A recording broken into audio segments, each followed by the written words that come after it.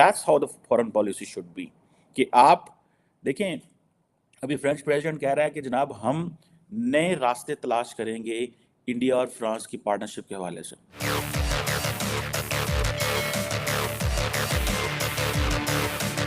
क्योंकि हम हमेशा दूसरों के हाथों में खेलते हैं, वही हमारे लिए इश्यूज हैं। श्रीनगर है, वहां पर किया ये जा रहा है कि बड़ी बड़ी स्क्रीन्स लगाई गई हैं और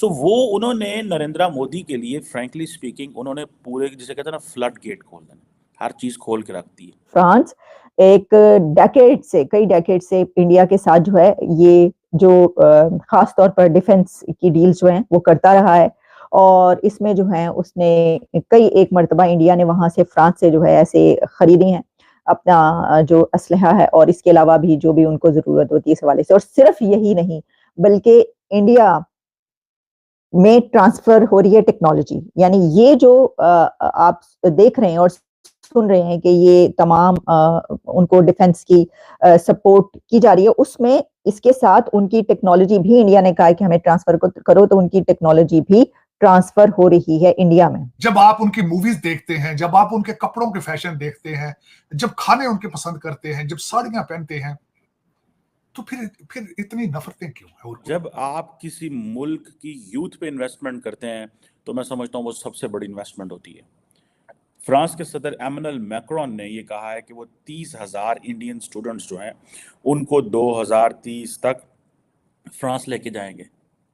और ये एक जिसे वो कहते हैं ना, जिस तरह अमेरिकन ने क्वाड्रिलेटरल सिक्योरिटी डायलॉग के अंदर ये रखा था ना कि Indian students, American students, Japanese and Australian students एक दूसरे के साथ क्वाड स्कॉलरशिप होगा और इंडियंस को हम बड़ा एडवांटेज देंगे। फ्रांस उतना ही एडवांटेज दे रहा है। देखिए ये रशिया भी उतना एडवांटेज देना चाहता है। डील कर लेना, पैसे दे के ये ले लेना, वो एक अपनी जगह पर है कि आपने क्या क्या डील की है, किस तरीके से, कौन से एग्रीमेंट है, लेकिन टेक्नोलॉजी का ट्रांसफर होना हर मुल्क नहीं कर पाता। वैसे तो ये भी हर मुल्क नहीं कर पाता जो वो कर रहे हैं। हर मुल्क को आप छोड़िए, हम तो अगर अपने उस रीजन की बात करें वहां पे तो कोई भी नहीं कर पाता। मतलब that's how the foreign policy should be. कि आप देखें, अभी फ्रेंच प्रेसिडेंट कह रहा है कि जनाब हम नए रास्ते तलाश करेंगे इंडिया और फ्रांस की पार्टनरशिप के हवाले से। ना पाकिस्तान में ऐसा सोचा जा सकता है? मुझे बताइए कि हम प्रेसिडेंट मैक्रोन को बुलाएंगे, हम यूएई के प्रेसिडेंट को बुलाएंगे, हम प्रेसिडेंट बाइडेन को बुलाएंगे और वहां पर जो है रोड शो करेंगे। वो कहेंगे वाइन क्यों मरवाना है, उधर से कोई फटफुट गया आके तो क्या होगा। तो वो जाहिर है कि उसी वक्त ये सारी सिचुएशन होती है कि जब आपके मुल्क में अमन भी हो, आपकी इकोनॉमी भी स्टेबल हो और वो फ्लरिश कर रही हो, आपको कोई मसले मसाइल ना और दुनिया आपकी बात सुनती हो और आपके पूरी दुनिया के साथ बेहतरीन रिलेशंस हो, फॉरेन पॉलिसी आपकी कमाल की हो और आप जिसको बुलाएं वो आ जाए और फिर आप उसको अगर कहें कि हम आपको इस तरीके से जीप में लेकर चल रहे हैं और अपना मुल्क दिखाएंगे, अपना शहर दिखाएंगे, वो कहेंगे हाँ जी बिल्कुल सत्य ही खाना। और जिसमें ये जो इंडियन स्टूडेंट्स जाएंगे ये फ्रेंच भी सीखेंगे, ठीक है जनाब। और नए वो कहते हैं कि हम इस खित्ते में नए नेटवर्क बनाना चाहते हैं अलायंसेस का, ठीक है जी, ताकि वो फ्रेंच सीखें। आपको मैंने पहले कहा था कि इस खित्ते के अंदर Indian ocean and Pacific ocean के अंदर फ्रांस की ओवरसीज टेरिटरीज हैं, न्यू कैलिडोनिया, मैसेडोनिया को इस तरह करके 6-7 नाम है। मैंने एक पेपर लिखा था उसमें वो सारे मुझे नाम डिफिकल्ट हैं, जो भूल जाते हैं। बट द पॉइंट इज कि वो कह रहे हैं कि हमने फ्रेंच लैंग्वेज को प्रमोट करना है, ठीक है जी। और वो कह रहे हैं कि हर वो इंडियन स्टूडेंट्स जिसने फ्रांस में स्टडी की हो उसके लिए हम जो वीज़ा प्रोसेस है वो बहुत आसान कर देंगे। इट मीन्स कि अगर आप फ्रांस आएंगे, पढ़ के चले जाएंगे, दो चीज़ें वो कह रहे हैं इसमें। यह है कि आप पढ़ के जाएं, आप फिक्र ना करें, आपको हम वापस लेंगे इसमें। अब वो कह रहे हैं कि जी हमारे पास 35 यूनिवर्सिटी हैं जो क्यूएस रैंकिंग में है, 15 जो है वो टाइम्स हायर एजुकेशन रैंकिंग में है। और इंडियंस जो हैं वो कह रहे हैं कि जी अब फ्रेंच का ये है कि फ्रेंच बहुत सारी जगहों पे बोली जाती है। बेल्जियम का एक बहुत हिस्सा है उसमें भी फ्रेंच बोली जाती है, फ्रांस में जो है वो फ्रेंच बोली जाती है, कनाडा के अंदर फ्रेंच बोली जाती है, बल्कि कनाडा की तो ऑफिशियल लैंग्वेज की तरह से इंग्लिश है, वैसी तरह फ्रेंच है, ठीक है जी। वो उन्होंने नरेंद्र मोदी के लिए फ्रेंकली स्पीकिंग उन्होंने पूरे जिसे कहते हैं ना फ्लड गेट खोल देना, हर चीज खोल के रखती है। सर, ये अफोर्ड कर सकते हैं कि ये भारत के साथ भी एक टेंशन बना लें, पहले ही ईरान और अफगानिस्तान के साथ जो हाल है, तो एक बॉर्डर और ये इस तरह से कर देंगे कि वहां पर भी टेंशन बढ़ जाए? पाकिस्तान अफोर्ड कर सकता है क्या? आरजू, उधर तो पहले ही टेंशन है, उधर तो पहले हालात बेहतर है ही नहीं, थे ही नहीं। मैं तो जिस तरह हम सोचते हैं, चाहते हैं, लेकिन उस तरह तो है नहीं, हालात पहले ही नहीं है वहां पे। जाके जयशंकर साहब ने जो ईरान में स्टेटमेंट दी थी कि हमने अंदर सर्जिकल स्ट्राइक की है, उस वजह से थोड़ी हमारी टेररिज्म रुक गई है, ये उनकी स्टेटमेंट थी। वरना फिर दोनों तरफ से अगर देखा जाए तो हालात को इतने अच्छे तो नहीं है, पहले भी नहीं थे। लेकिन ये कि देखिए, मेरा ये क्वेश्चन होगा पाकिस्तानी हुकाम से जो करने वाले, कि आप इतने मुमालिक के साथ अपने बॉर्डर्स के साथ इश्यूज बनाकर क्या करेंगे? आप इससे आप बेहतरी आएगी इसमें? इससे इसका क्या रिजल्ट क्या इसका होगा? ये मेरे जैसे लोगों के लिए क्वेश्चन मार्क है।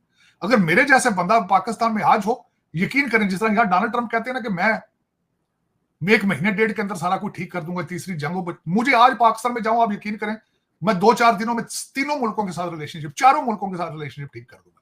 क्योंकि हमेशा जब आपके चीज करने की विल मौजूद हो, कहते if there is a will there is a way, तो तरीका, हालात बेहतर करने हो तो तरीके मौजूद होते हैं, लेकिन पता नहीं फिर क्यों नहीं कर रही है। क्या सर, हम पैसा लेके भी तो शरारत करते हैं ना। अगर अमेरिका ने पैसा दिया है तो ऐसा नहीं हो सकता कि अमेरिका ने ये सब कुछ करने को कहा, क्योंकि अमेरिका को तो पसंद नहीं आ रहा कि भारत जिस तरह से प्रोग्रेस कर रहा है, तो उसको रोकने के लिए या उसको, ये तो मैंने पहले भी कहा है कि भारत की 7.8%, 7.7% ग्रोथ जो है, वो बिल्कुल अमेरिका, बल्कि अमेरिका नहीं, पूरी दुनिया को पसंद नहीं है। किसको पसंद होती है?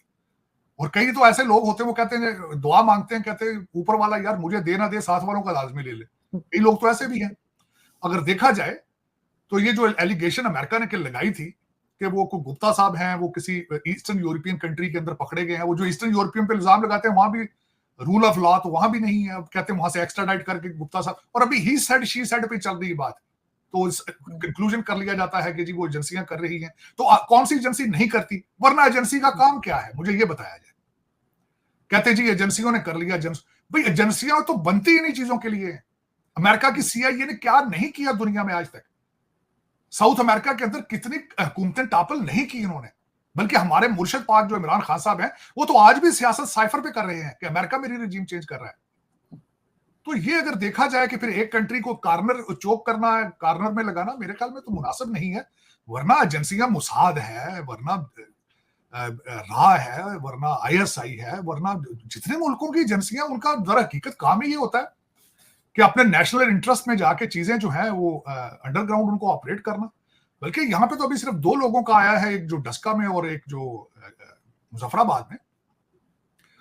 वरना इनके पास तो कहते हैं कुछ सिख भी हैं जो लाहौर में मर्डर हुए हैं, और 2 कश्मीरी जो थे वो कराची में मर्डर हुए हैं। पता नहीं, या तो मैंने तो सिर्फ इस पे थोड़ी सी रिसर्च की है जो आज प्रेस कॉन्फ्रेंस की गई है, किस तरीके से लोग यूएई से ऑपरेट होते रहे हैं, किस तरीके से पैसे लेकर वो काम करते रहे हैं, किस तरीके से 2 भारतीय निजात इन्होंने, वो मैंने उसकी सुनने की कोशिश की सारी। लेकिन मेरे ख्याल में बेहतर होगा कि इसको डिप्लोमेटिकली और सही तरीके से एविडेंस उनको दें और उनसे जवाब मांगें, और फिर उनकी जो रिजर्वेशंस हैं चीजों के हवाले से उनको भी सेटिस्फाई किया जाए दोनों तरफ से। ये तो ताली एक हाथ से तो नहीं बजती ना।